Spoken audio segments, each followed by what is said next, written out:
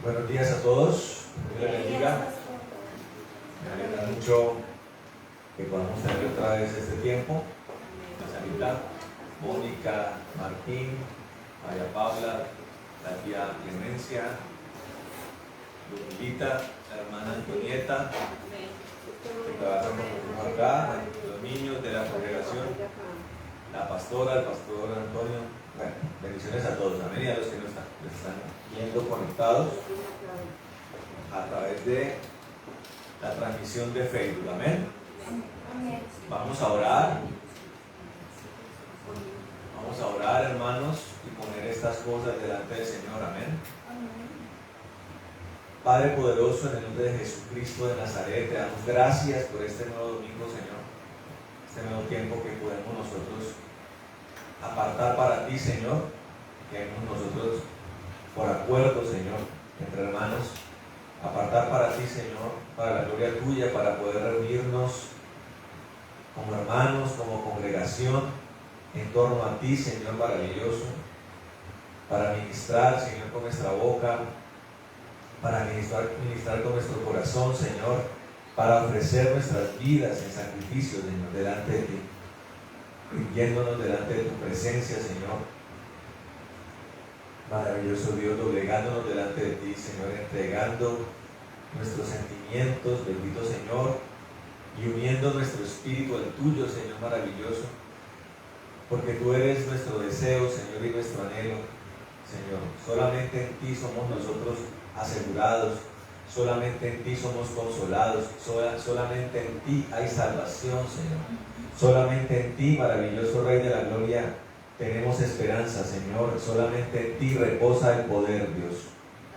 En el nombre de Jesucristo, Señor, en esta mañana nos presentamos todos juntos, Señor. Presentamos los altares y los hogares, Señor maravilloso. Y presentamos, Señor, las familias delante de ti, Señor, para que tú te glorifiques, Dios, para que hoy sea confirmado nuestro estado, Señor, de gracia, Dios, nuestro estado de celestialidad, Señor. Espíritu Santo de Dios, Señor, domina el escenario, Señor, domina, bendito Dios, el púlpito, Señor, toda palabra, Rey de la Gloria, toda ministración, Señor, toda exposición, Señor, seas tú el que la haga. Menguamos nosotros, Señor, para que tú crezcas, para que seas tú el que hables, Señor, no nuestros pensamientos, no nuestros criterios, no nuestras pasiones, Señor, sino lo que viene de ti, Señor, lo que es poderoso, lo que es del Espíritu, lo que es firme, Señor, es lo que venga, Señor, y venga como alimento poderoso para las vidas, venga como agua saltífera, Señor, y coloque, Señor maravilloso Dios, un torniquete más, Señor, coloque una viga más en la construcción, Señor, en el establecimiento sobre la casa, de la casa sobre la roca, Señor, para que, Señor maravilloso, podamos estar firmes en medio de los tiempos que anteceden lo que tanto esperamos, Señor, que es tu venida gloriosa. Amén. En el nombre de Jesús, Señor, atamos todo espíritu de confusión, todo espíritu de error, de engaño, y lo echamos al abismo en el nombre de Jesús. Amén y amén. Amén y amén. Bueno, hermano, quiero que vayamos a la palabra en el libro de Hebreos, capítulo 11.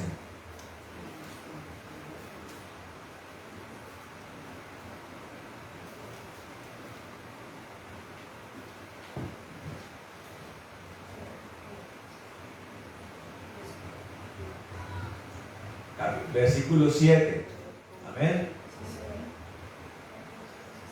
Versículo 7 dice: en el nombre del Padre, del Hijo y del Espíritu Santo lo leemos. Por la fe Noé, habiendo sido advertido por revelación acerca de cosas que aún no habían sido vistas, movido por temor reverente, preparó el arca para la salvación de su familia. Por medio de la fe, él condenó al mundo y llegó a ser heredero de la justicia que es según la fe. Amén. Amén. El título que le vamos a dar hoy a la enseñanza de este domingo, para los que apuntan, los que anotan, será llamado Salvados y condenados por un testimonio. Salvados y condenados por un testimonio. Amén. Y a manera de editorial, de prólogo, lanzo una pregunta que a algunos les puede parecer absurda, a otros innecesaria, pero a otros les parecerá importante responderla, lanzar esa incógnita. Y la incógnita ¿es imposible ser cristiano? ¿Es imposible ser cristiano? Y antes de que conteste usted apresuradamente allí en su corazón, que es donde debemos contestar, analicemos la pregunta y analicémosla basado en lo que vivimos en la vida cristiana, en lo que contemplamos en la iglesia, en lo que vemos en medio de los hermanos, de los que se suponen conforman el cuerpo de Cristo, ¿no? Porque para hablar de cristianismo tenemos que remitirnos a cristiandad verdadera, ¿no? Al cuerpo de Cristo. Según la estadística, hay más o menos 2.000 millones de cristianos, según la estadística. Pero la estadística está incluyendo todo aquello que se dice llamar cristiano. Iglesia Católica Romana, Iglesia Ortodoxa, Rusa, griega y todas sus derivadas. Iglesia evangélica, Iglesia protestante, Iglesia pentecostal y todo tipo de denominación que utilice la palabra cristiano es incluido en esa estadística. Así como también hay una estadística de cuántos musulmanes hay en el mundo. Y usted va a estudiar el mundo del Islam, es todo un bagaje histórico y una serie de ramificaciones y de denominaciones en el mundo, en la religión islámica. Eso la mayoría lo desconocen porque no lo ha estudiado, porque no lo sabe. Pero cuando vamos a lo concreto, hermano, acerca del cristianismo, solamente un dato exacto lo podría arrojar ¿quién? Dios. Él es el que sabe quién es cristiano y Él es el que sabe quién no. Pero podemos ampliarlo un poco más, ¿no? Vamos a ampliarlo a aquello que proviene del cercenamiento de lo que es el imperio romano religioso. Aquello que hoy es considerado protestantismo o iglesia evangélica. Entonces, dentro del protestantismo, dentro de la iglesia evangélica, que en términos más bíblicos podría ser llamada realmente cristiana, hacemos la pregunta, porque entonces, bajo el concepto histórico y religioso de la antigua religión o de las antiguas costumbres, pues sería imposible ser cristiano. Porque la palabra de Dios dice, por el fruto se conoce un árbol, ¿eh? Una religión está llena de preceptos. Por ejemplo, la religión romana. Bautismo, bautizo de niños, comunión, confirmación, matrimonio, misa por los muertos, ¿sí? Una cantidad de cosas. Peregrinajes, ¿sí? Catecismo, una serie de rudimentos que hacen parte de una compleja estructura religiosa, una organización humana que se dista mucho de la realidad cristiana, ¿sí me entienden? Y que bajo ninguna circunstancia obtiene el propósito que supuestamente se busca, que es que la gente conozca a Dios y pueda entrar un día en el reino de los cielos. Una persona crece en la religión y en vez de parecerse más a Dios, se hace cada día más malvada. Entonces usted va a la misa y una misa está llena de gente malvada, ¿sí me entiende? Que sencillamente cumple con una costumbre que para la mayoría de ellos le es imposible dejar, porque consideran que traicionan sus legados, traicionan las costumbres y traicionan a sus antepasados, que es algo que la humanidad es algo por lo cual la humanidad vela mucho: el respeto, la conservación de lo ancestral, que para Dios simplemente se llamaría como parte de lo inicuo, de la iniquidad, mientras el ser humano trata de conservar ese legado. Dios nos dice: abandónenlo, renuncien a ese legado. ¿Me entienden? Porque se llama iniquidad. Ahora, entendido eso, en los que están buscando la verdad, en los que hacen parte del entorno del cristianismo, ¿qué tan difícil o qué tan imposible es ser cristiano? Y lo digo porque para un grueso de la iglesia le es difícil parecerse a Cristo. Le es difícil alcanzar las metas que Dios nos traza. Ahora, la palabra de Dios dice, escuche esto, hay un versículo que dice que el justo con dificultad se salva. Ahora, nosotros podemos analizar la palabra dificultad basado en lo que nosotros consideramos como dificultad, ¿cierto? La vida misma nos habla de dificultad. La vida no es fácil, ¿cierto? Para nadie. ¿O aquí ha sido la vida fácil? ¿Aquí alguien ha vivido la vida en neutro? Yo creo que no es fácil ni para el que hereda muchos millones, porque se vuelve una carga de difícil administración. ¿Sí me entienden? Para nadie. Yo creo que nadie que ha pisado esta tierra puede decir: yo todo lo he tenido fácil. Y nosotros somos tendientes a que en nuestra dificultad señalamos a los demás como personas privilegiadas, ¿no? Y de ese desorden se aprovecha el diablo.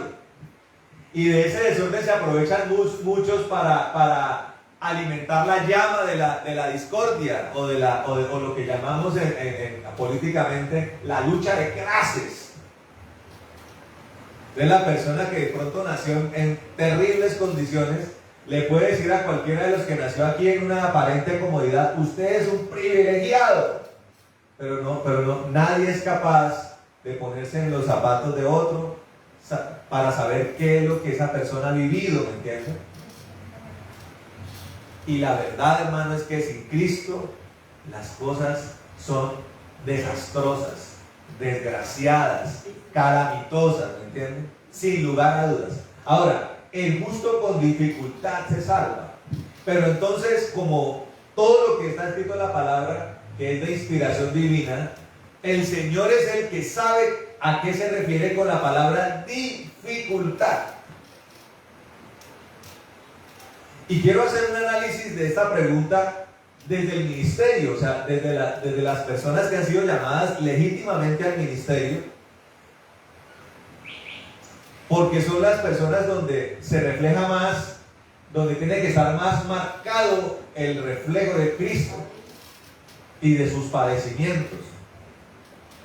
Hablábamos hace 2 domingos acerca de lo que el apóstol Pablo decía, que en medio de las tribulaciones, de las dificultades, de los naufragios, de las persecuciones, conocemos la verdadera libertad, decía el apóstol Pablo. Pero ¿cómo así? Claro, es algo que se comprende cuando vivimos realmente en el Espíritu. Entonces, analizando esto, llegamos a la conclusión de que para los verdaderos apóstoles que están en la palabra, eso era motivo de la contemplación de una verdadera libertad, porque por Cristo ellos eran capaces de ver eso que para nosotros sería algo terrible como algo pequeño. incluso como algo digno de ser vivido.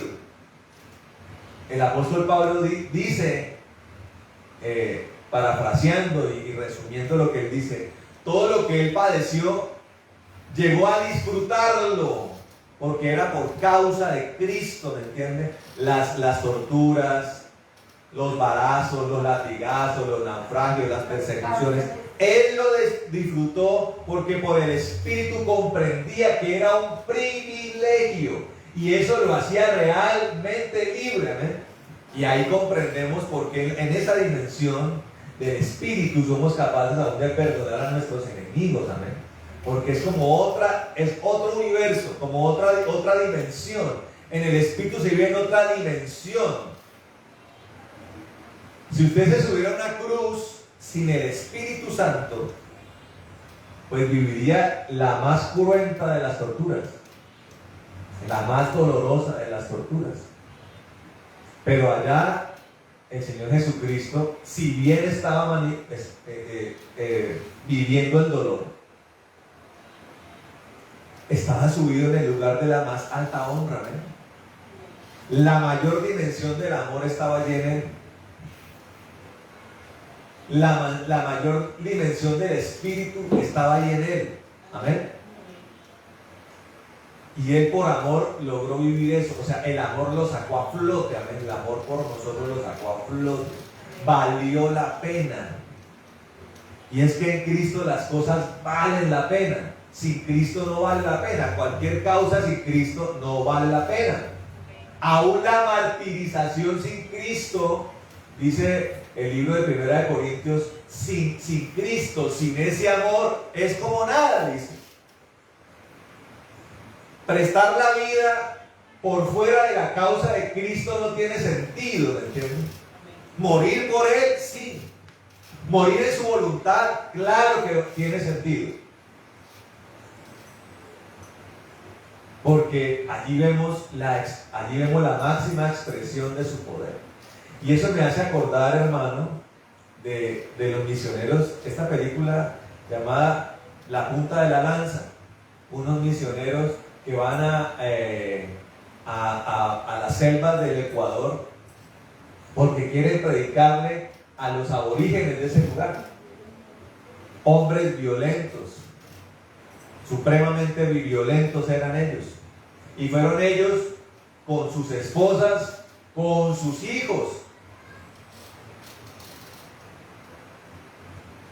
Y ellos comienzan a orar por esa gente y comienzan a acercársele a ellos y comienzan a tratar de contactarlos, conociendo de antemano que corrían el peligro de morir. Pero no les importó. Y cuando se acercan a ellos, ¿qué pasa?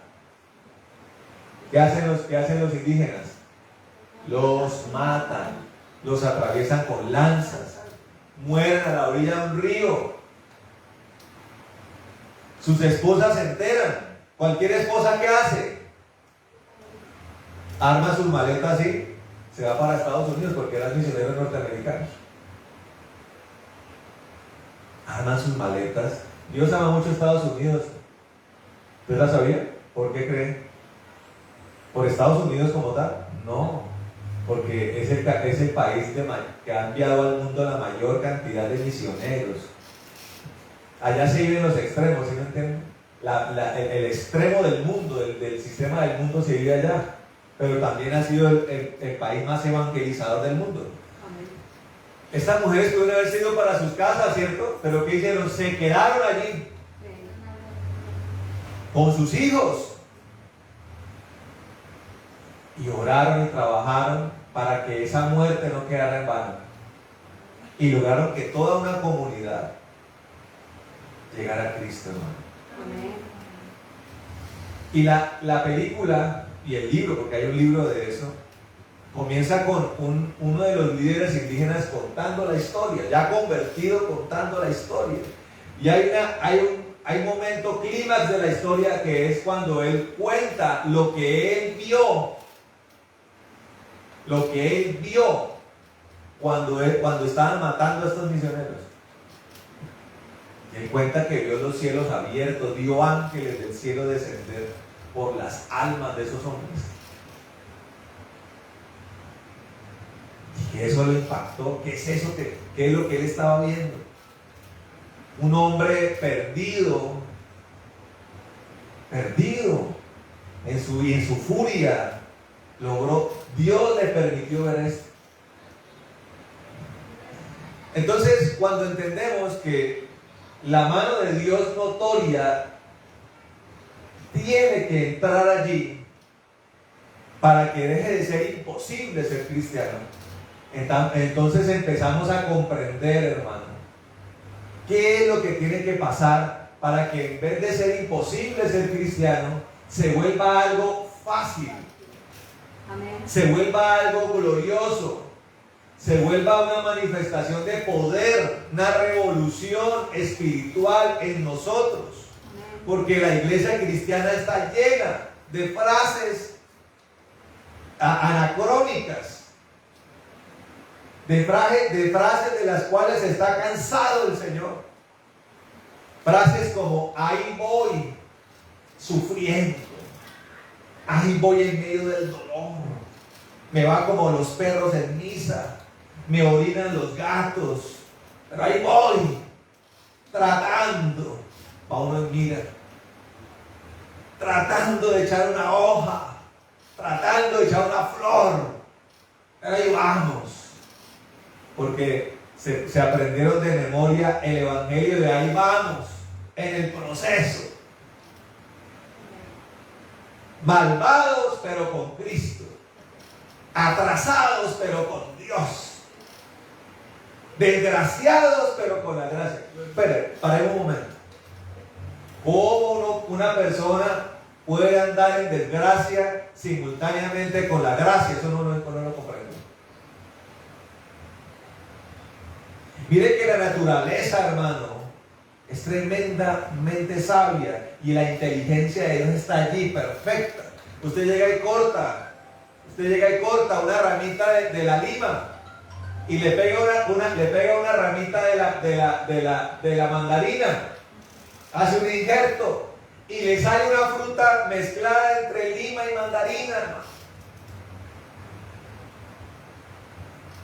A donde uno es conectado, eso a lo que uno está conectado comienza uno a cambiarlo, hermano. Si usted realmente es incorporado al cuerpo de Cristo, usted tiene que empezar a surgir.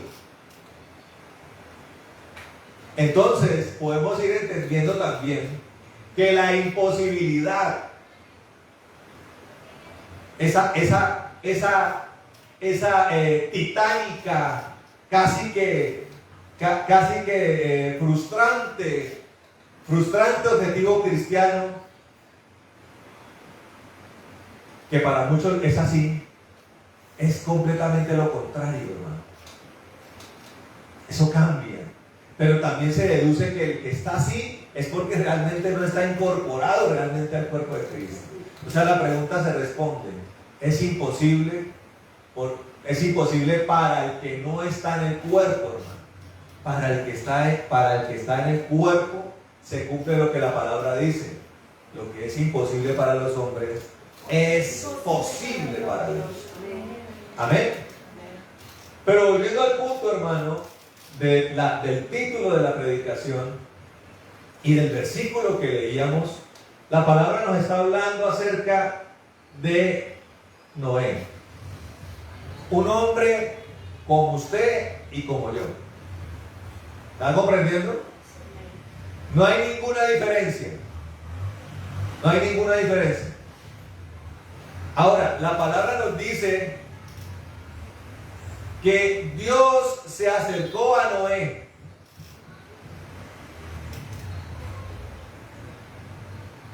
Dios se acercó a Noé y dice que una revelación vino y que fue advertido acerca de algo que va a ocurrir. Y quiero que meditemos un momento en esto, de cómo es la extensión del reino de los cielos, de cómo es que se tiene que evangelizar, de cómo es que se tiene que predicar el evangelio. El evangelio, la evangelización, la extensión del reino de los cielos, hermano, es Dígale a que está al lado, una revelación, dígale. Una revelación es algo que yo no contemplaba, no entendía, no comprendía, no dimensionaba. Eso es una revelación. ¿Que el agua se puede entibiar es una revelación? No, ¿cierto? Usted prende la estufa o el fogón y espera a que el agua caliente un poco. Y para hervir espera que eche ¿qué? Burbujas. Cuando el agua ya está reverberando, el agua hirvió. ¿Eso es una revelación para nosotros?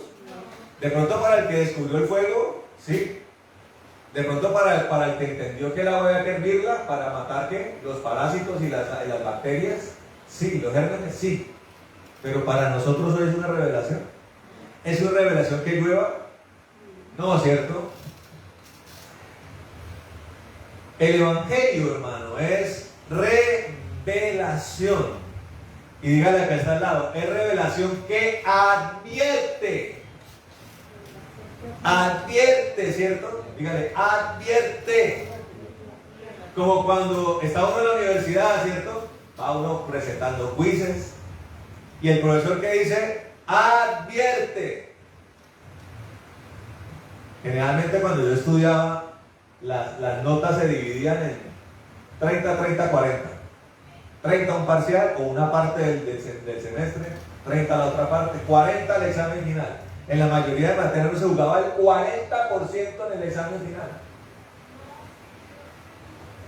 Entonces el profesor advertía, ¿cierto? Muchachos, vamos por la semana 12. Los semestres duran 16 semanas, ¿cierto? ¿Cierto, hermano Humberto? 16 semanas, más o menos 4 meses. El profesor advierte, muchachos, estamos en la semana 12. Acuérdense que hay examen, ¿qué? Final. La revelación de Dios trae advertencia, pero empezamos a encontrar,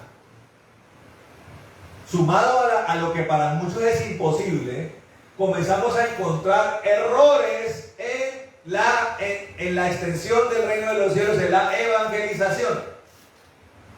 Estamos evangelizando mal.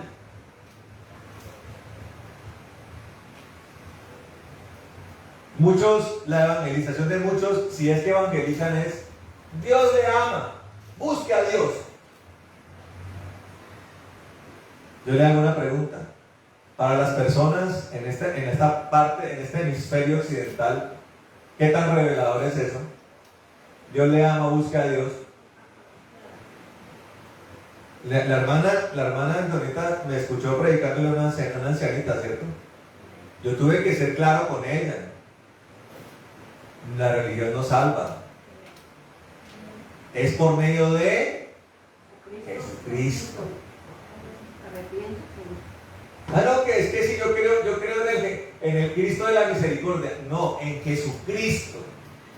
No está el Cristo caído, no es el Cristo de la misericordia, no es el Cristo de la divinidad, no es al divino niño, es a Cristo, el Cristo vivo que murió en la cruz. A Él es al que hay que buscar y hay que pedirle perdón por nuestros pecados. Hay que arrepentirse de toda maldad. Ahí vamos avanzando en la evangelización. Estoy advirtiendo. Viene el tiempo donde Dios nos va a llamar a cuentas y hay que estar preparados para eso. Y la base de la preparación se llama la reconciliación con Dios. Amén. La reconciliación con Dios. Dios se le aparece a Noé, le advierte. ¿Qué le advierte? Viene un diluvio. Esto ya está acá de la humanidad malvada. Para que Dios llegue acá de la humanidad malvada, ¿cuántas oportunidades ha dado Dios? Muchas. Cientos de oportunidades. Si nosotros lo miramos desde nuestra propia vida, yo le hago una pregunta.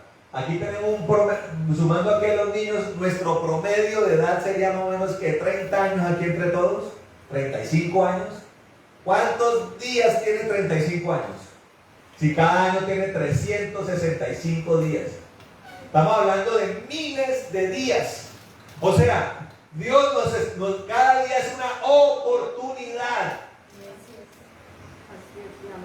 ¿Cuántas oportunidades nos da Dios? Muchas, ¿cierto? La idea es que la última que nos haya dado, la hayamos aprovechado. ¿De qué me sirve que la que me dio hace 5 años la haya aprovechado si la que me dio anoche no la aproveché? Eso puede ser parte de lo que para Dios es una dificultad. O sea, lo que Dios quiere decir con dificultad, cuando usted lo estudia ya desde el griego antiguo, que es donde está escrito el Nuevo Testamento, tiene que ver con dos cosas: con perseverancia y con paciencia.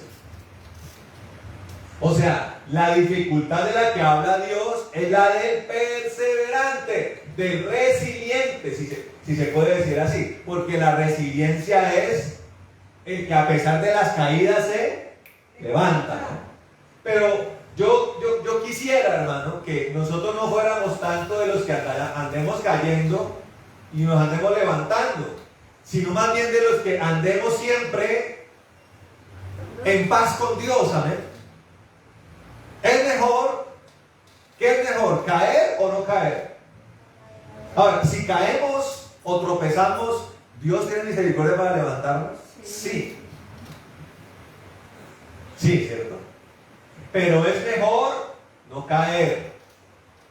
Y tan tremendo es esto, y tan misericordioso es Dios, que a través de los apóstoles y de la doctrina apostólica impregnada del Espíritu y del poder de Dios, los apóstoles nos están dando las garantías de que a través de esto, de una vida del Espíritu y de la palabra, no caemos. El apóstol Pedro dice: si hacen esto, no tropezarán jamás, dice. O sea, la dificultad no solamente es para el perseverante, sino para el que persevera en no caer. Dígale que está al lado: perseverar en no caer.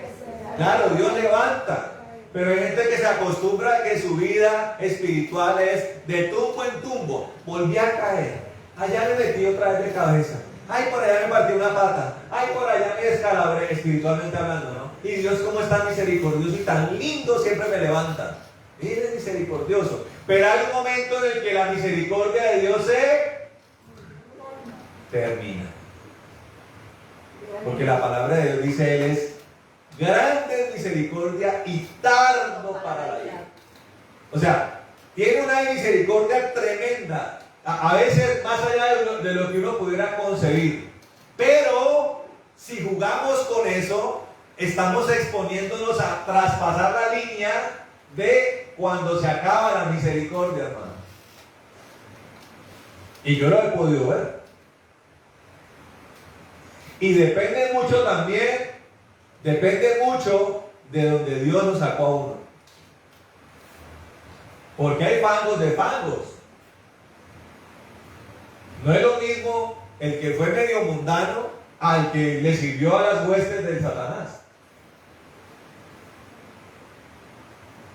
Y yo conozco el caso de un hombre que Dios, habiéndolo librado de un pacto que tenía con el diablo, un día Dios lo pasó adelante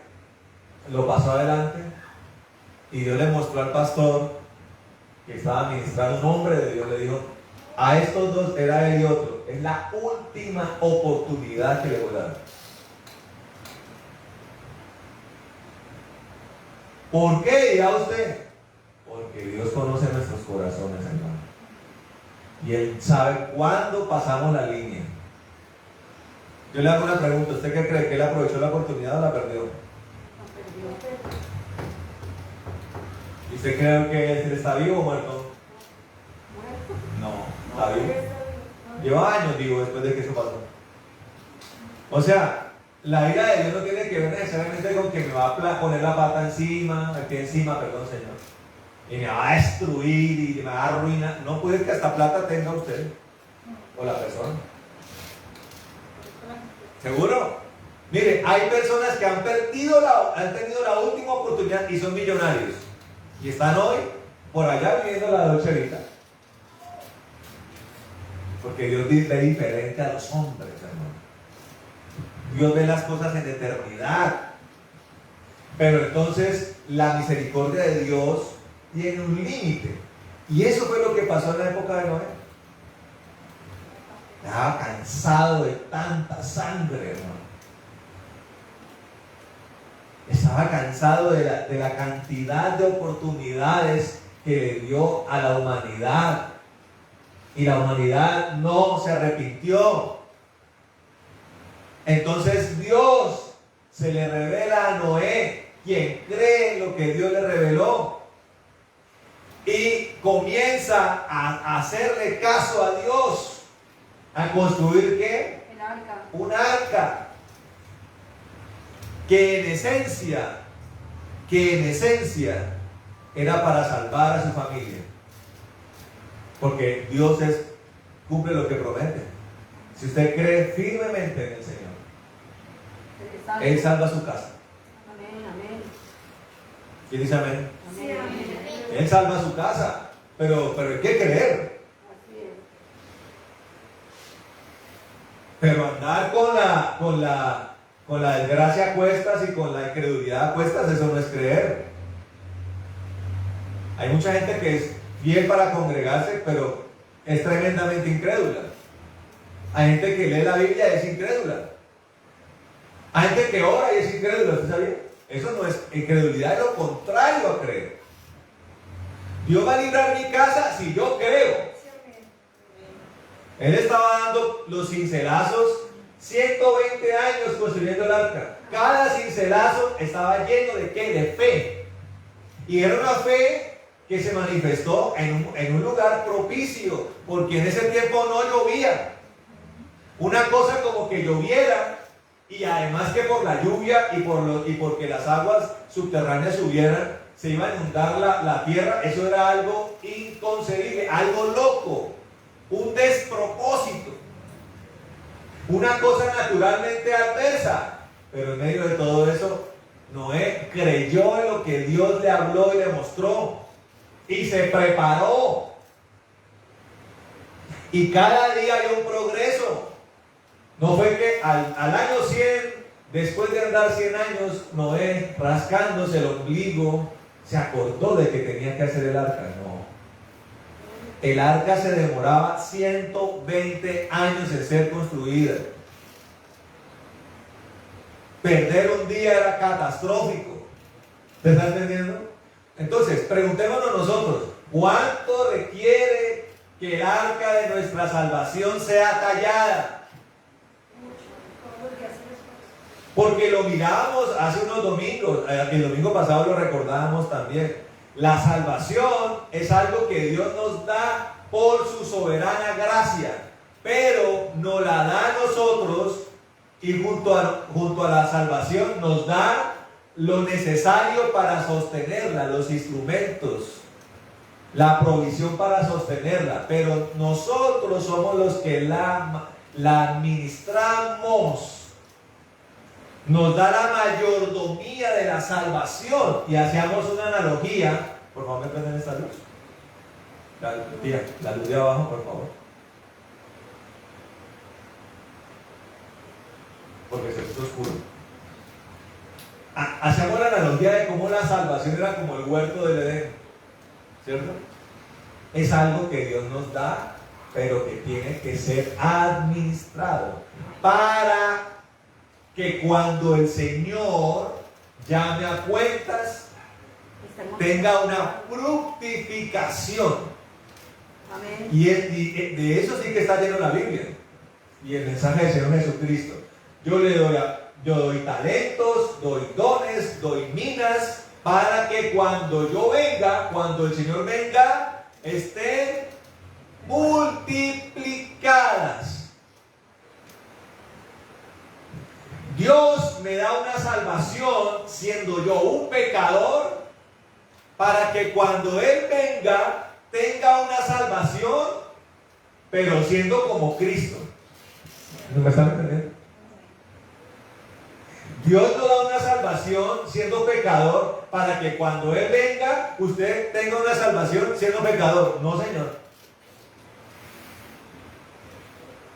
Por eso la palabra dice, el apóstol Pablo decía, cada día que muero. El tallaje del arca nuestra es la formación de Cristo en nosotros. Mientras Noé construyó un arca de madera de acacia, el Señor en nosotros está construyendo a Cristo. Pero el molde, la madera que Él talla, tiene que dejarse tallar. El barro tiene que dejarse moldear. Entonces, el alfarero, que es Dios, todos los días se va a levantar queriendo que el barro, ¿dónde tiene que estar el barro? Allí en la, ¿cómo es que se llama eso? Es una especie como de rueca que la gente, que el alfarero pedalea. ¿Dónde tiene que estar el barro? La arcilla. Ahí. Si la arcilla no está ahí, ¿el alfarero puede hacer algo? No. Si la madera del carpintero no está, ¿qué puede hacer el carpintero? ¿Me está comprendiendo? Y esa es una facultad que Dios nos dio. Este hombre Noé dijo, bueno, Señor, que se haga tu obra. Y todos los días, dice la palabra de Dios, con temor reverente, que si usted lo traduce del antiguo griego es un profundo temor por Dios. O sea, él hacía las cosas por revelación, porque entendía lo que iba a venir, pero también un temor lo embargaba a él, y todos los días, diligentemente, disciplinadamente, cogía el martillo, el mazo, el cincel, el serrucho, todo, las poleas, las lijas, para hacer cada día lo que le correspondía. Cada día tenía una tarea, ¿usted sabía? Y tenía que llegar a la noche cumpliendo con esa meta diaria para no acumular la tarea de hoy para el día de mañana. La palabra de Dios dice, bástale a cada día su propio afán, su propio mal, su propia carga, su propia tarea. Haga la tarea del día. No dejemos lo que nos corresponde a hoy, no lo dejemos para mañana. Y esa tarea tiene que coincidir en la noche con que yo vaya a mi aposento, a mi lecho de dormir, en paz con Dios. No me puedo acostar enemistado con Dios. Amén. De ninguna manera. Y se tiene que ir notando el progreso de ese trabajo de Dios en mí. O sea, hoy tenemos que ser mejores que, y eso nos va preparando para lo que ha de venir. Hay una advertencia. La revelación que le llegó a Noé era la revelación ¿de qué? Del diluvio, ¿cierto? La revelación que nosotros conocemos, ¿cuál es? El día de su advenimiento, ¿cierto? Pero el apóstol Pablo dice, no todos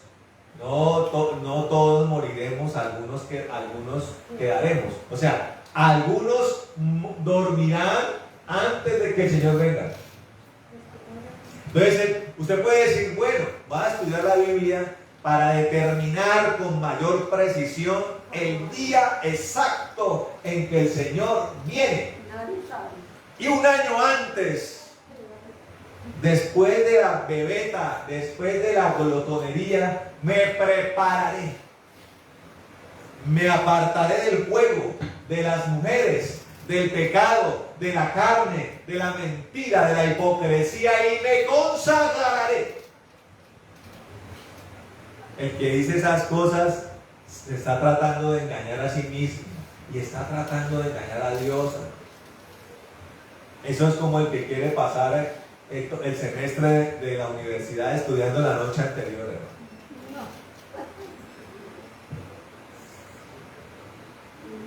No, Señor. Dios nos está advirtiendo, hermanos, metidos conmigo, reconciliados conmigo, en paz conmigo, dando fruto, creciendo en la gracia, creciendo en el Espíritu, creciendo en el amor, creciendo en la fe, creciendo en la misericordia, creciendo en el fruto del Espíritu, multiplicándose, haciendo lo que yo quiero que hagan. En eso tenemos que andar, ¿eh? Ahora, si la soberanía de Dios determina que nuestro día de partida será un día determinado, pues estemos listos, hermano, considerando incluso que ese día puede ser hoy. ¿Me entienden? En estado de gracia, ¿eh? Ahora, aquí dice la palabra que por el testimonio de ese Noé, la humanidad fue condenada. La humanidad puede decir es que conocer a Dios, acercarse a Él es imposible. Dios tendrá que comprender que es imposible acercarse a Él. Y por tanto, como es imposible, sería injusto que Él destruyera la humanidad. Y muchos piensan así hoy. ¿Cómo Dios va a destruir la humanidad? Si Él es el que ha permitido todo lo que ha pasado. Pero la palabra dice, un hombre creyó. Lo que quiere decir, si ese hombre creyó, todos estaban en capacidad de creer. A eso se le llama justicia. O sea, Dios tocó las puertas de los corazones de los hombres. Cada uno de los corazones Dios tocó la puerta. Quiero tener misericordia contigo. Quiero que tú camines conmigo. Cada corazón Dios lo tocó. Pero solamente uno creyó. Uno se puede llenar de argumentos diciendo, Dios nunca se acercó, Dios nunca me habló, Dios nunca se manifestó. Pero la Biblia me dice error, porque aún la creación misma es una manifestación de Dios. ¿Sabe por qué, hermano? Porque la creación fue creada con una virtud. Y es que la creación gime por su creador. O sea, la creación manifiesta la gloria de un Dios bueno, que quiere algo bueno con nosotros, que quiere que nos acerquemos a Él. Pero también Dios se manifestó en lo sobrenatural, hermano, tocando los corazones. Y en medio de esos corazones que le daban portonazos a Dios, Dios encontró uno que le dijo sí, Señor. Y por causa de él, Dios destruyó a todos los demás que se negaron a creerle. Y la humanidad fue sepultada en medio de las aguas. Ahora, por ese hombre la humanidad fue condenada. Pero también por un hombre, la humanidad, una ciudad fue salvada. Dice el libro de Jonás, que el profeta Jonás fue ¿a dónde? A una ciudad llamada Nínive. La historia nos cuenta que Jonás estaba reacio en ir. ¿Sabe por qué estaba reacio en ir Jonás? Porque Jonás conocía a Dios. Jonás podía hacer cascarrabietas. Jonás podía ser mal geniado, pero Jonás conocía a Dios. Y él le indignaba que Dios fuera a tener misericordia con un pueblo tan malvado como Nínive. enemigo de Israel además. Pero Dios, ¿por qué vas a tener misericordia de estos malvados? Pero Dios es así, hermano. Digo, vaya ya, predique la palabra, hable de mí, dígale que se arrepientan. Y de aquí en 40 días, si no lo hacen, tranquilo, que si no se arrepienten, yo mismo lo destruiré. No lo vas a destruir tú, Jonás, lo voy a destruir yo. Jonás predicó por las calles, una ciudad inmensa era Nínive, 3 días de camino, predicando. Nínive, el Señor de Israel dice que si de aquí a 40 días no se arrepienten de su maldad, los va a destruir. ¿Qué dice el libro de Jonás? Que desde el hombre más grande hasta el más pequeño creyeron. Pero también la Biblia dice que el rey de Nínive dijo: aquí vamos a arrepentirnos todos. Vamos a doblar rodilla, vamos a cubrirnos de silicio y de ceniza y vamos a pedirle perdón a ese Dios de Israel. Yo le hago una pregunta. ¿Qué ventaja puede tener un hombre como el rey de Nínive comparado con cualquier hombre pecador, hermano? ¿Será que Dios le cierra la capacidad de creer a un hombre y se la abre aleatoriamente a otro? ¿Por qué 120 años después se levantó una generación que es así, no se arrepintió delante de Dios? ¿Y qué hizo Dios con Nínive? La destruyó.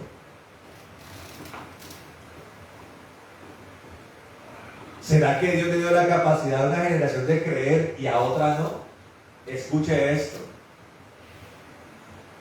La palabra de Dios nos dice que nosotros somos salvos por gracia, por medio de la fe. La fe es algo que Dios esparce, hermano. Y que esa fe tiene una base que se llama la capacidad de creer. O sea, una capacidad en nuestra conciencia y entendimiento de entender que el Dios que creó todas las cosas es un Dios bueno. Esa es una capacidad que Dios le da a todos los hombres. Y partiendo de ese entendimiento del Dios bueno, abrirnos paso hacia la salvación. Amén. Porque la palabra de Dios dice: Él no quiere que nadie se pierda. O sea, ese poquito que Dios nos da la capacidad a todos de entender que Él es un Dios bueno que quiere salvarnos. Así es, amén. Pero esa capacidad de entender nunca anula la capacidad de decidir. Y la mayoría o muchos dicen: bueno es ese Dios y salvarnos quiere. Pero qué rico que es la vida de pecado, qué sabroso. La carnalidad, la vida terrenal, el dinero, la fama, el poder del hombre. ¿Usted cree, hermano, que eso para la humanidad es apetitoso? Claro que sí. Tan apetitoso es que es lo que más anhela. ¿Qué es lo que más quiere una persona? El dinero, ¿Sí? Casas, dinero, plata. carros. Porque la plata compra muchas cosas, hermano. Me hace acordar hace años, hermano, años. Pero estoy hablando de hace 25 años. César Rincón. ¿Recuerdan César Rincón? El torero. Lo entrevistaron. Tengo cáncer de hígado. Oh, no, pues todo el mundo triste por el hombre. Pero no hay problema, porque ya estoy lista para que me cambien el hígado. ¿Sabe cuánto le costó esa cirugía hace 25 años? 50 millones de pesos. Hace 25 años. Chao, hígado nuevo. Ahora, estoy hablando de un hombre que seguramente lo adquirió no por su mala vida, porque él era un hombre muy sano en su forma de vivir. Pero el dinero puede hacer que muchas cosas que son dañadas por nuestra mala vida sean cambiadas. Hágame bypass, hágame liposucción, tantas cosas, ¿no?, que el hombre y la mujer se pueden hacer. El dinero supuestamente compra felicidad y en parte lo hace. ¿Está comprendiendo? Entonces la vida terrenal y carnal es apetecible. Y en esa codicia, en lo apetitoso que eso puede ser, muchos terminan diciéndole a Dios: chévere que seas un Dios bueno y salvador, pero esto que tengo yo no lo quiero cambiar. ¿Usted está comprendiendo? Y es allí donde no es Dios, son los hombres los que cierran la puerta. Y Dios sigue tocando corazones, hermanos. Y aquellos que le dicen que sí, entonces allí es donde Dios entra. Yo le hago una pregunta: ¿quién es el que generalmente le dice que sí a Dios?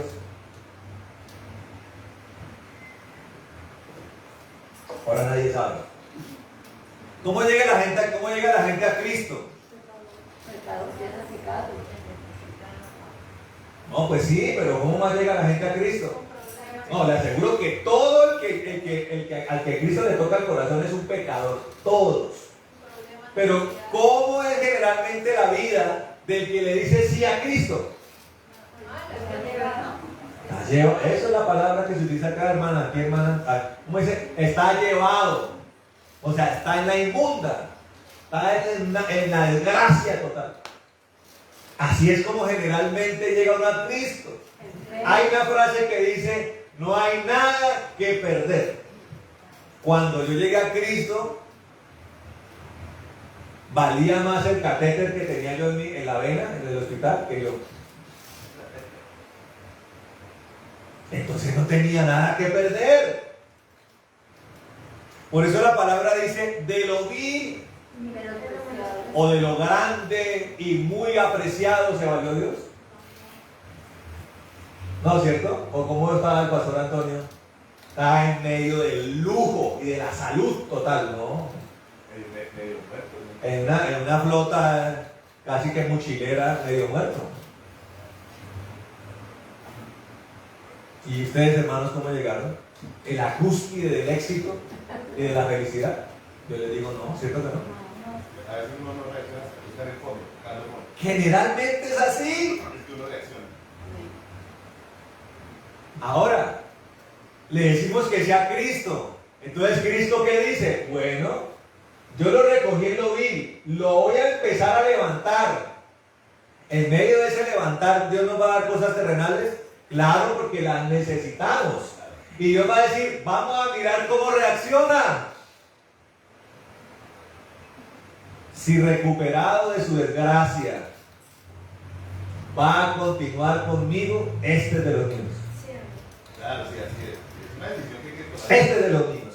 Y cada día Dios le va a preguntar a uno: adelante, sí señor. Al final, Señor. ¿Sigue conmigo? Sí señor. Pero ya te tengo bien, no importa, señor.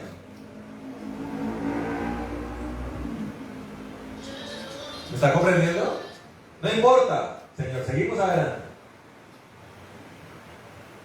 Cada día. Amén. Ahora, Dios nos da la salvación por gracia. Se nos otorgó la capacidad de creer, ¿cierto? Ahora, eso está en Efesios 2. Ahora, como decíamos, se nos dio la administración de esa salvación con las herramientas, elementos necesarios. El principal de ellos, ¿cuál es? El Espíritu de Dios. Nosotros garantizamos una salvación diariamente caminando con el Espíritu.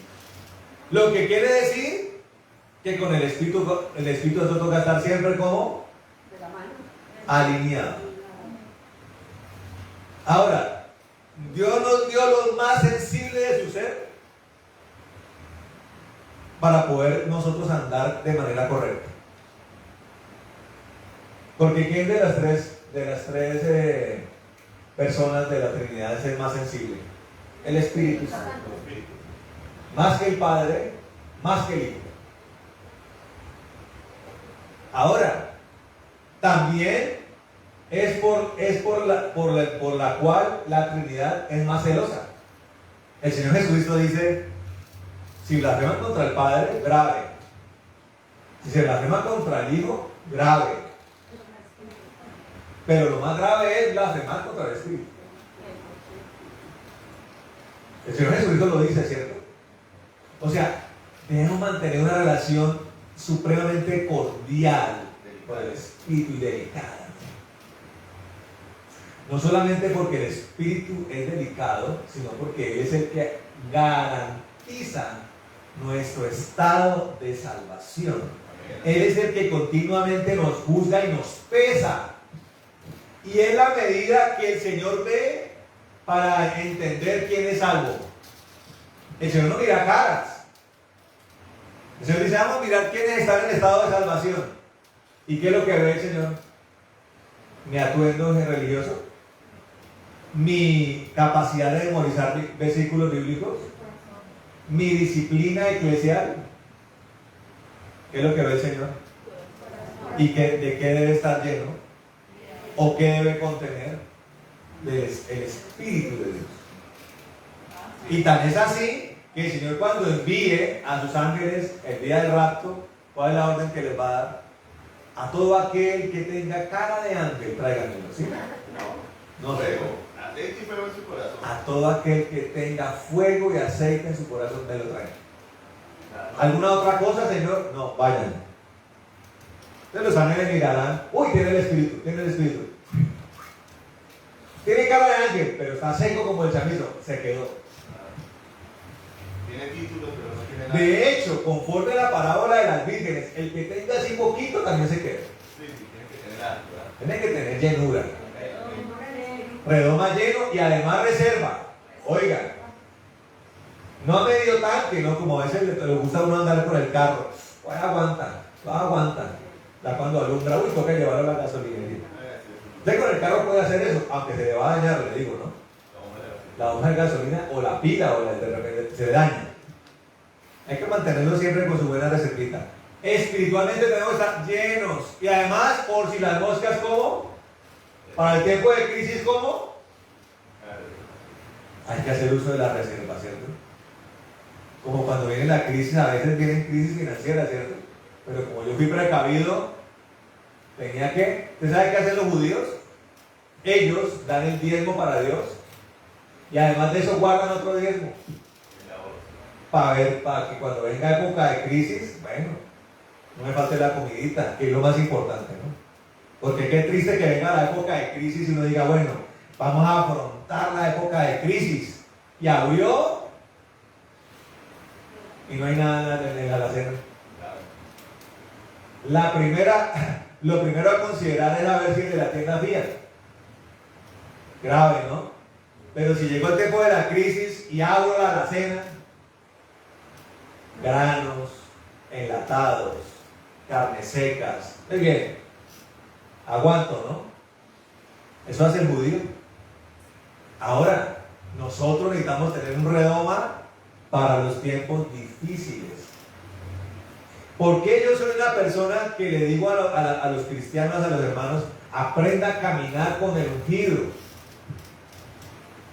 Hay gente que, mire, los devocionales son importantísimos, pero hay gente que depende de los devocionales. O sea, es como la persona que se la pasa desconectando las cosas de la casa porque gastan luz. ¿No nos da cuenta? Mira, uno medio salió de la cocina, pues ya apagan el interruptor. Porque gasta luz. Hay gente en que la vida cristiana conecta su enchufe a Dios. ¿En dónde? En el devocional, sí. Y sale el devocional y... Claro, sí, de error gravísimo. Entonces lo que logró acumular en el devocional durante el día. Pero si usted tiene su devocional, pero sale del devocional y sigue con el enchufe prendido, en el carro, en el trabajo, en la oficina, almorzando, en el baño, en todas partes, hermano. Esa vida es la que va a garantizar que usted tenga su corazón lleno de su redoma interno lleno de Dios, pero también tiene reservas. ¿Sabe por qué? Porque van a venir tiempos donde no vas a poder hacer devocionales. Le toca de aquí para allá, de allá para acá, no tanto por andar en activismo, porque la cosa puede ponerse difícil. Y entonces, si no tengo la reserva, ¿qué va a flaquear? Va a flaquear mi fe. Ahí está el problema. Bueno es el devocional, pero mucho mejor andar siempre enchufado con Dios. ¿Me está entendiendo? Siempre, en todo momento. Cada cosa que haga con Él, meditándola con Él, hablando con Él, adorándolo a Él. Amén. Entonces, esa es la forma en que administramos lo que Dios nos ha dado, especialmente la salvación. Ahora mire lo que dice. Ahora dice, ¿cómo es eso? Hemos entendido que el principal aliado o el principal elemento para conservar eso es el espíritu, correcto. Enchufado con el espíritu. Pero mire lo que dice Hebreos 2, versículo 10, dice, miren esto. Para los que creen en salvos, siempre salvos, a pesar de que andes en la hamaca y a pesar de que andes en la tina, salvo siempre salvo, porque Dios te escogió, punto ya, final. Nada más, espere que Dios lo recoja. Hombre escogido. Dice, porque le convenía a Dios, dice el versículo 10, por causa de quién y por medio de quién todas las cosas existen, que es en esencia lo que la naturaleza, la creación dice acerca de Dios. Dice, porque le convenía a Dios perfeccionar al autor de la salvación de ellos, por medio de padecimientos, para conducir a muchos hijos a la gloria. Entonces, escuche esto. El Señor vino y se hizo hombre, ¿cierto? Carne y hueso. Dice la palabra que eso se hizo para Cristo ser perfeccionado. Uy, Imagínate. Sí, como ser humano, claro. Entonces, algunos, pero ¿cómo así el Señor? Pues, claro, porque Él era perfecto, ¿cómo?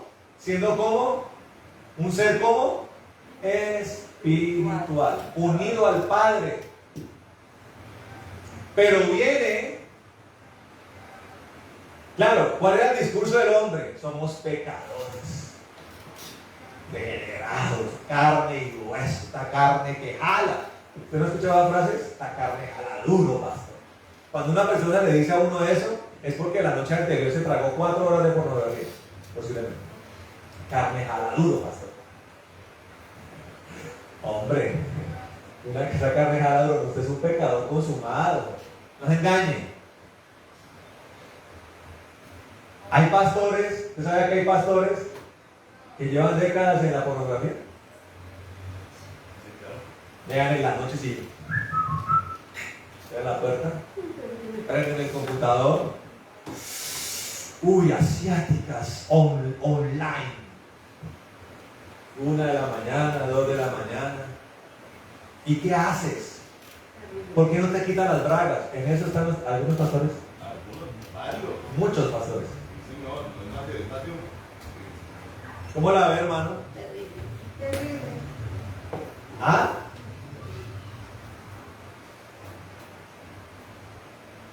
Son esos mismos los que en la congregación chequean a las doncellas. ¿Usted sabía eso? En la iglesia. Otros están llenos de codicia. Están pensando cómo plata llama plata. ¿Me está comprendiendo? En eso se anda. Ahora, el Señor vino a hacerse carne y hueso para derrumbar ese mito de que como somos, tú que eres espíritu Dios, pues estás perfecto, pero somos carne y hueso. Oiga, y usted va y mira, usted tiene que discernir aún la Biblia misma. ¿Dónde habla Dios? ¿Dónde habla el hombre? Cuando usted lee los textos que los hombres escribieron, tiene que discernir cuándo habló Salomón, cuándo habló Dios, cuándo habló Job, cuándo habló Dios. Porque la gente suele tomar todo lo que está escrito como si Dios lo hubiera dicho. ¿Será que las palabras que los amigos de Job tenían acerca de Dios es la verdad de Dios? No. Y el insolente de Eliú, ese fue la más insolente de todos. Quiten de acá, viejitos chuchumecos. Aquí vengo yo, el que conozco de Dios. Quite acá también usted. Que de hecho fue cuando ya Dios dijo, ya, acá se callan todos. Aquí va a hablar Dios. Entonces uno tomar lo que dijo Eliú y los otros amigos de Job como si, o lo que Job ya en estado de protesta dijo acerca de Dios, uno tomarlo como una descripción de Dios. ¡Error!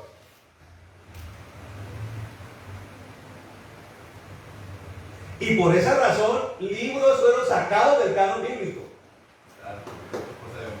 Cosas de hombres. Y de hecho hay cosas que dice Salomón, que lo dice, aquí está hablando el hombre. Tiene que tener cuidado, ¿cierto? Entonces,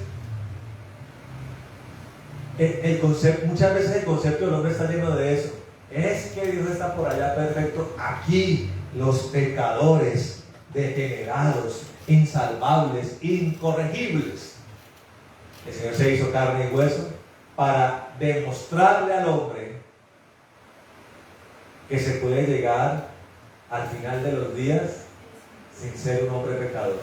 Perfeccionamiento en la carne, ¿ven? Nos mostró un camino.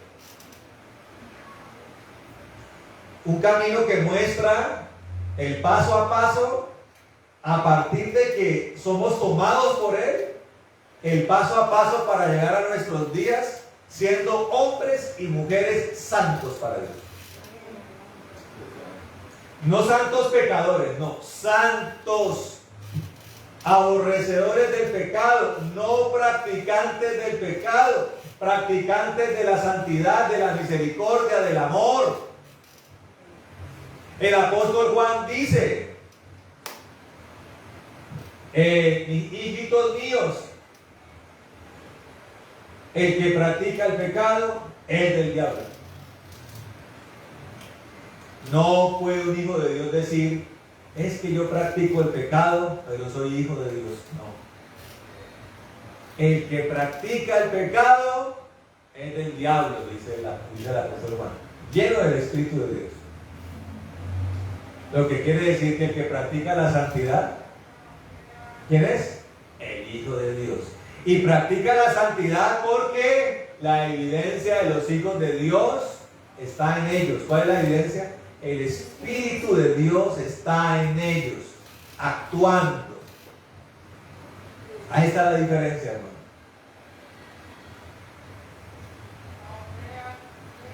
No que nunca se haya fallado, no, de pronto sí, pero no se practica el pecado.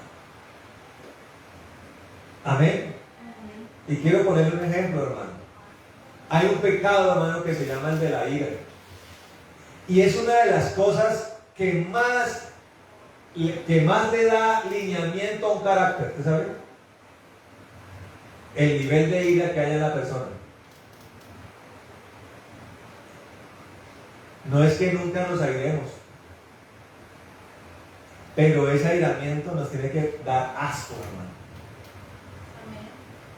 Por eso el Señor dice, de pronto nos podemos airear, pero no pequemos. Se nos podrá saltar el taco, hermano, pero ¿qué hace un hombre y una mujer de Dios? Lo vuelve y lo coloca en el lugar correcto. inmediatamente. Uy, no, no, no, no. No, no, espere. A veces me toca decir a mis hijos, espere, hagan silencio por un momento. Un momento. Porque el papá, la hermana Teresa le causa curiosidad que ellos dicen el papá. No dicen mi papá ni su papá, el papá. Necesita todo otra vez, hermano, entrar en la dimensión de Dios, amén. Porque la vida a veces se presenta así. ¿Criar hijos es fácil? ¿Sacan la chispa? Sacan la chispa, hermano. Pero me va a quedar así. Yo voy a coger a patada la puerta y me voy a agarrar por el vecino y voy a dar primero que se me atraviese los estrellos, ¿sí? No, hermano, ahí, uy, Señor, se me saltó el taco, pero tú conmigo vamos aquí a... Perdóname, Señor. ¿Me está entendiendo? Eso es lo que hay que hacer. Ahora, escuche esto. Tip del pastor Mauricio. La ira es el nutriente de todo pecado. ¿Con qué cree que actúa un violador? ¿Y cómo es la relación de los fornicarios en el mundo? Pura ira. ¿Y qué cree que hay en el borracho? ¿Qué hay? Pacificación. Ira. ¿Y qué cree que hay en los celos? En el borracho ira contenida, ¿cómo no? Ah, sí, no me cuente. ¿Y los celos? ¿Qué hay? ¿Y en la envidia? ¿Y en los debates acalorados que hay? ¿En las contiendas que hay? ¿Y en las divisiones que hay? Ah, entonces cuál es el pecado que nutre todos los demás? La ira. Entonces cuando usted se airea, pero una vez, ¿qué omite? ¿Qué deja de hacer? No peca, hermano. Eso es lo que hace un hombre o una mujer de Dios cada día de su vida y en cada momento. En la tribulación, en la prueba, en la situación difícil, en la tentación, porque el diablo tenta cada cuánto. Todos los días somos tentados. Todos los días somos tentados. El hombre carnal cae redondito, ¿no? Hay gente que cae redondita en todo.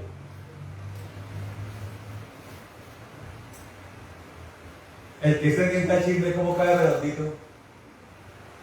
Facilito. Sí sabe, ¿no? Cuente. Fulanita. Yo sí decía. Ah, listo, cayó redondito. ¿Cómo cae redondito el criticón? Está don criticón al lado, el instrumento de la tentación al lado. Miren ese presidente, mucho alcornoque. ¿Qué hace el hombre de Dios? No, a ese hombre hay que bendecirlo. Porque la palabra dice. Pero ¿qué hace el que cae redondito? Sí, viejo miserable. Listo, hermano, pecó. ¿Cómo cae redondito el adúltero? ¿Cómo andan las mujeres en Neiva? Las mujeres del mundo en Neiva. Terrible. Está aterrada la pobre hermana Mónica. Terrible. ¿Ah? Y cada día peor. Casi, mi hermana se ha dado cuenta cómo se visten acá en Neiva. ¿Sí? Ayer había una mamá allá en el partido que al final ya andaba en el brasier porque se le sabotonó toda la camisa. Ya andan en pelotas. Y entonces, ¿qué hace el hombre carnal? Que se le termine de caer la blusa. ¿No? No, el hombre carnal, ¿qué hace? Pero el hombre santo, ¿qué dice? Uy, que se la botonen otra vez todos los botones, ¿no? Sí, hermano. Sí. ¿Me está entendiendo? Eso es lo que tenemos que hacer en cada circunstancia de la vida. ¿A quién tenemos como aliado? Al Espíritu de Dios, que como mínimo le dice a uno, mira para el techo, quita la mirada. ¿Sí o no? ¿O para qué está el Espíritu Santo? Quita la mirada. Cállate la boca. Bájale las revoluciones. Va uno a decir, oiga, es tan aliado el Espíritu de Dios cuando está en uno, que uno va a decir algo que no va a decir. ¡Ah! Y si usted es de los que se doblega delante de Dios de manera real, es capaz de que le hace así. Cuando usted le dice, Espíritu de Dios, si tienes que coger con una tenaza y cerrarme la boca, Él lo va a hacer. Yo he quedado. Y usted puede decir, usted puede pensar, hermano, que lo que uno va a decir es una sandez burda. No, hay veces que de pronto no es una cosa burda, no es un insulto, no es una cosa ponzoñosa, pero sencillamente es algo que le va a aportar y va a enriquecer lo que uno va a decir. Aún en eso, el Espíritu te dice uno, cállese, no diga nada. Porque muchas veces, de pronto una palabra que puede ser normal, termina siendo un impulso para que un hermano, ahí sí se le zape el tornillo. ¿Me está entendiendo, hermano? Es el dominio del Espíritu. Pero todos los días Dios propone. ¿Cómo es con la relación de pareja? ¿Una cosa animal? Pues a veces el hombre se porta así, ¿no? A veces los seres humanos van por ahí por la calle, hombres olfateando mujeres y mujeres olfateando hombres. Pero en las cosas con sentido común y con sensatez, ¿cómo es el acercamiento entre un hombre y una mujer? No hay algo llamado cortejo, no hay propuesta, no le dice el hombre a la mujer, ¿quiere ir a comerse un helado? Y la mujer, ¿qué responde? Pues sí o no. Si el tipo le parece el indicado, ¿qué dice la mujer? Vamos a tomarnos un café. ¿O será que habrá mujeres que de entrada el hombre dice, vamos a acostarnos y se acuestan? Puede que existan, ¿no? Porque en este mundo hay de todo. Pero lo normal es, mucho gusto, ¿no? Mauricio, fulanita de tal. Oye, mira, nos tomamos un cafecito. ¿Cierto que sí? La mujer dice si sí o si no. En cada paso que se vaya dando, la mujer dice sí o no, ¿cierto? Ahora, ¿cómo es con Dios? Todos los días que dice Dios, ayer anduvimos, ¿quieren estar conmigo hoy? De uno depende. Algunos les dicen, sí señora, ayer ya pasó, te necesito hoy, vamos. Pero Dios le da esa capacidad a cada uno, cada día. Y el que persevera en eso, comienza a replicar el perfeccionamiento que el Señor nos enseñó. Ese fue el camino que el Señor nos abrió, hermano, para la salvación. Y para los que rechazan eso, por ende, la condenación. Y quiero terminar con esto, hermano. Filipenses. ¿Qué hora es? Pregunto siempre la hora. 12:50.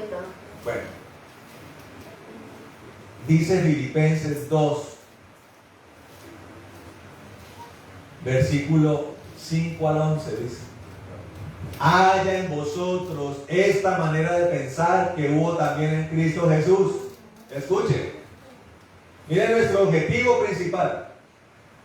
Dice, existiendo en forma de Dios, él no consideró el ser igual a Dios como algo a que aferrarse. Si el Señor, siendo Dios, no consideró nada como algo a que aferrarse, ahora pregunta, hermano, ¿de qué nos vamos a aferrar nosotros? Nada. Cuando entendemos que el objetivo es el cielo y la salvación, ¿de qué nos vamos a aferrar? Como les decía, algunos dicen, me aferro de mi casa, me aferro de mi familia, me aferro de mi plata, de mi proyecto de vida. ¿De qué se aferró el joven rico? ¿Él cumplía con los mandamientos? ¿El que respondió? Sí, desde pequeño. Entonces él dijo, bueno, entonces ahí vende todo lo que tienes. Dale el dinero a los pobres y ve. Sígueme. ¿Y cómo se fue el joven rico? Triste. Porque no quería apoyar. Porque no quería dejar su plata. Correcto, dice. Sino que se despojó a sí mismo tomando forma de siervo, haciéndose obediente hasta la muerte y muerte de cruz. Por lo cual también Dios lo exaltó hasta lo sumo, que es sobre todo nombre. Cuando nos despojamos de todo, hermano, con tal de tenerlo a Él, ¿qué es lo que termina haciendo Dios con nosotros? Exaltándonos. ¿Sabía usted que la exaltación es la aseguración de la salvación? ¿No dice la palabra de Dios que el que es fiel hasta la muerte obtendrá la corona de la vida? Yo hago una pregunta: si la salvación no se perdiera, ¿por qué no nos dan esa corona de una vez?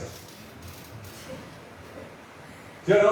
Colóquele la corona ya, de la vida, ya, colóquesela. Sé fiel hasta la muerte, dice. Y yo te daré la corona de la vida. Él nos da la salvación, sí, pero la afirmamos, la aseguramos, ¿dónde? En el final del camino, hermano. Allí Dios nos exalta. Versículo 10: para que en el nombre de Jesús se doble toda rodilla de los que están en los cielos, en la tierra y debajo de la tierra, y toda lengua confiese, para gloria de Dios Padre, que Jesucristo es el Señor. Dios quiere que reconozcamos que Él es el Señor en estado de salvación, ¿amén? Pero los condenados tendrán que hacerlo. Sí, Señor. ¿Usted sabía eso? Antes de ser lanzados al lago de fuego, tendrá que doblar rodilla delante del Señor. Así es. Y tiene que confesar que ese que es el que glorifica me va a mandar al lago de fuego, ese Señor. Sí, así es. Entonces yo creo, hermano, que tenemos que procurar hacerlo hoy, ¿cierto? Él es nuestro Señor. Y nuestra vida tiene que ser conforme a eso. Tiene que concordar con eso, ¿eh? Vamos a orar, hermano. Vamos a orar. ¿Quiere ponerse de pie o quiere quedar sentado, como usted quiera? Vamos a orar, hermano. Y vamos a pedirle al Señor que nos ayude en nuestra resiliencia, en nuestra perseverancia. Porque lo que está escrito, ese es el orden de las cosas, ¿amén? Y si Él nos trazó un camino para salvación, sigámoslo a Él. Y los que se quieran condenar, pues que sea un problema de los que se quieran condenar. ¿Correcto? Pero le vamos a decir todos los días al Señor: sí, Señor, continúo contigo. Si estoy caído, me levanto. Si estoy tambaleante, me afirmo. Si estoy afirmado, me afirmo más. Amén. Vamos a ver. Bueno, Padre amado, en el nombre de Jesucristo de Nazaret te damos gracias en esta hora. Te glorificamos, Señor, por este tiempo. Yo en el nombre de Jesús, Señor, destruyo, Señor, todo propósito del enemigo, todo obstáculo, Señor, toda oposición, toda opresión que se levantó esta mañana, esta mañana, Señor, para que nos salgamos del foco, Señor, para que venga sobre nosotros hostilidad, amargura. Destruimos esto, Señor. Todo espíritu de incredulidad lo atamos en el nombre de Jesucristo de Nazaret y lo echamos al abismo en el nombre de Jesús de Nazaret. Señor, llénanos de tu paz, llénanos de tu gracia, de tu favor, Señor, en esta hora, Rey de la Gloria. Glorifícate en medio de nosotros, Señor. Espíritu de Dios, llénanos más y más, Señor, más. Queremos más de ti, Señor. Queremos más de ti, Señor. Ese es nuestro deseo, ese es el secreto, esa es la fórmula, Señor. Estar llenos de ti, estar llenos de tu Espíritu, Señor. Llénanos de tu fuego, de tu poder más. Anhelamos más hasta los huesos, hasta lo profundo de nuestro ser, Señor, hasta lo profundo de nuestra alma, hasta lo profundo de nuestros huesos, Señor maravilloso. Llénanos más, que brote tu Espíritu en nuestros corazones, Señor. Bautízanos, llénanos de ti, Señor, de Señor maravilloso. Arrolla, Señor, sepulta, Rey de la Gloria, todo lo que no es tuyo, Señor. Pudre todo yugo, toda cadena, Señor, todo cepo, Señor, todo eslabón se destruye y tu fuego poderoso consume toda la basura, la hojarasca, el abrojo, el escombro, la raíz de amargura, la hiel, el veneno, Señor, la supuración, la infección. Señor, se va todo esto de las vidas, Señor, toda amargura, todo conflicto emocional, espiritual, se consume. Todo espíritu inmundo que ha venido en contra de nosotros lo atamos en el nombre de Jesucristo de Nazaret y lo echamos al abismo y nos declaramos, Señor maravilloso, vigentes en este día, vigentes en tu presencia, vigentes en el gozo, vigentes en el júbilo, Señor, en el gozo de la salvación, porque el que es salvo lo sabe, Señor. El Espíritu da testimonio, Señor, y el fruto abunda, Señor. Yo te pido la inundación de tu presencia, Señor, para que el fruto abunde en medio de mis hermanos, Señor maravilloso. Allí, bendito Dios, allí, Señor, un espíritu renovado para la oración, para la adoración, para el caminar contigo, Señor maravilloso, meditando en ti, Señor de la gloria, alabándote, glorificándote con nuestros actos, Señor, con nuestros hechos, con nuestras obras, Señor maravilloso, Señor, las obras justas, Señor maravilloso en nosotros, Rey de la gloria, las obras de misericordia, las obras compasivas, las obras, Señor maravilloso, las obras de amor, Señor de la gloria, Señor, fruto del Espíritu, Señor maravilloso, también pidiendo descendencia espiritual, Señor, el privilegio de transmitir una revelación poderosa, ungida, de fuego a todo aquel que lo necesita, advirtiendo con revelación, Señor maravilloso, acerca de lo que tú quieres hacer, de lo que has hecho, de lo que harás, de que el que era es, Señor, habrá un día de venir, amado Señor, así lo declaramos en el nombre de Jesucristo, así lo asumimos, así lo cultivamos, así lo transmitimos en el nombre de Jesucristo de Nazaret, Señor. Trae un avivamiento a nuestras vidas, Señor, trae un avivamiento a nuestras congregaciones, a este país, Señor.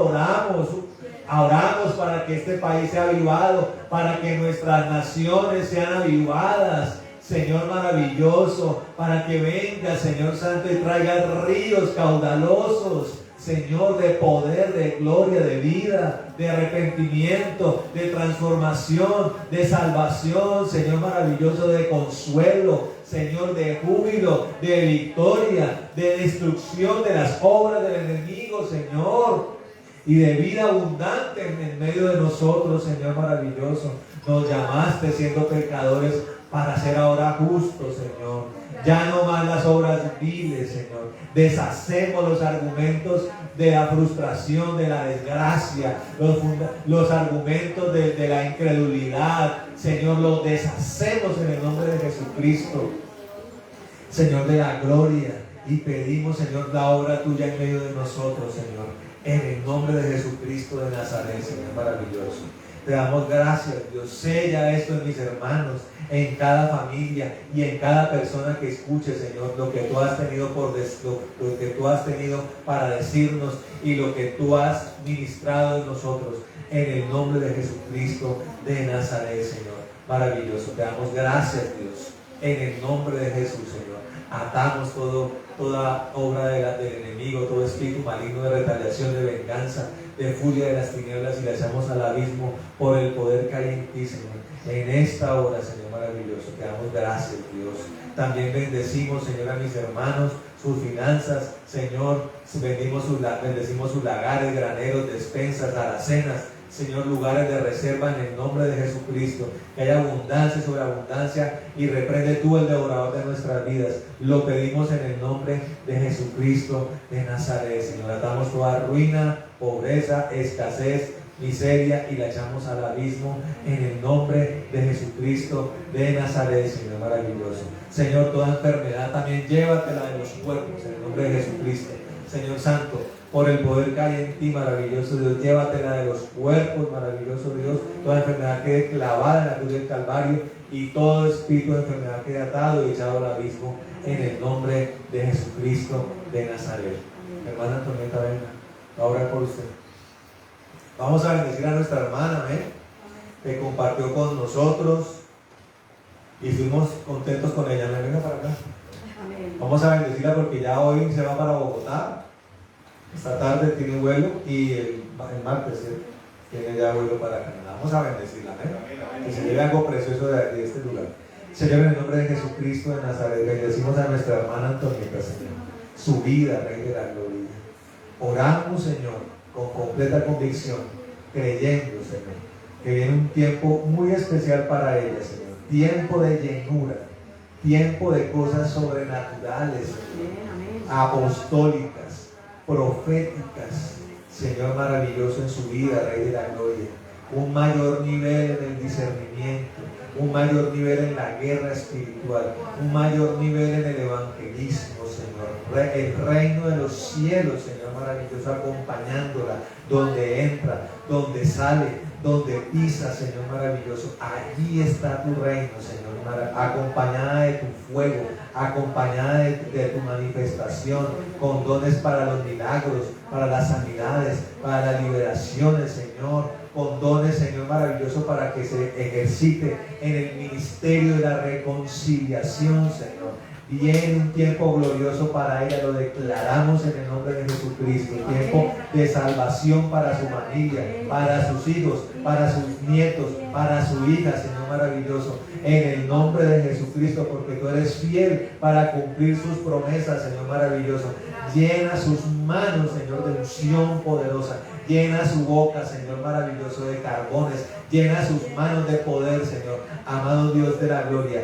Llena de unción, de fuego, Señor maravilloso. En el nombre de Jesucristo. Prospera en todo, como su alma prospera. Bendecimos su casa. Bendecimos, Señor maravilloso, sus finanzas, Señor. Tiempo de prosperidad, tiempo de abundancia, de sobreabundancia, Señor. Para que ella pueda, Señor maravilloso, ejercitarse en la generosidad, en la liberalidad. En el nombre de Jesucristo de Nazaret, Señor, pedimos que la levantes, que la atavíes, que la corones. Maravilloso Dios, Señor de la gloria, que traiga recompensa, levantamiento, Señor, tiempo de sanidad total, tiempo de restauración total, en el nombre de Jesucristo, Señor. Todo lo que ha sido dañado es reparado, todo lo que ha sido herido es sanado, en el nombre de Jesucristo, otorgándole una completa renovación de su mente, otorgándole, Señor, un espíritu superior maravilloso, un espíritu de conquista, un espíritu de poder, Señor.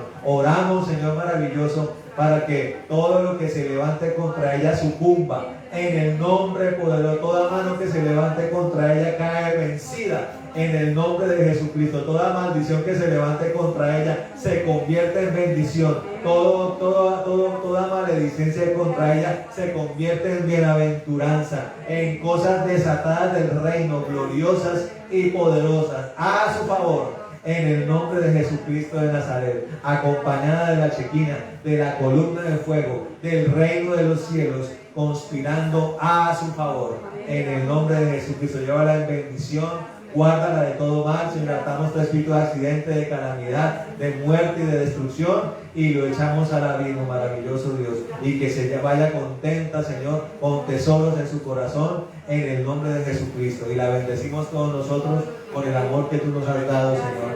En el nombre de Jesucristo, Señor, que la mujer haya gran gracia en esta casa, en esta familia, en el nombre de Jesucristo de Nazaret, por el poder que hay en ti, Señor. Y toda bendición que ella ha tenido con nosotros, con este ministerio, se ha multiplicado 1000 veces más a favor de ella, en el nombre de Jesucristo de Nazaret. Amén y amén.